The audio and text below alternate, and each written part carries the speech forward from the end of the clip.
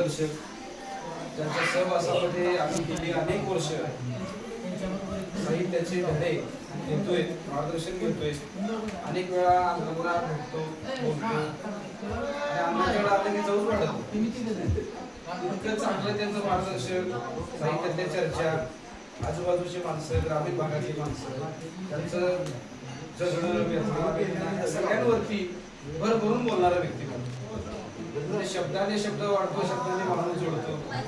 अशी हजारो माणसं महाराष्ट्रामध्ये जोडलेला माणूस आमच्या हृदयामध्ये जाऊन बसलेला आहे. या माणसाला उदंड आयुष्य लावलं. अशा शुभेच्छा मगाशी व्हॉट्सअपवर दिल्या, ते म्हणले त्या खड्ड्यात जाऊ दे, तुम्ही अगोदर इतकं आंतरिक प्रेम असणारा असा आमचा साहित्यिक या महाराष्ट्राला लाभला. महाराष्ट्राचं भाग्य आहे.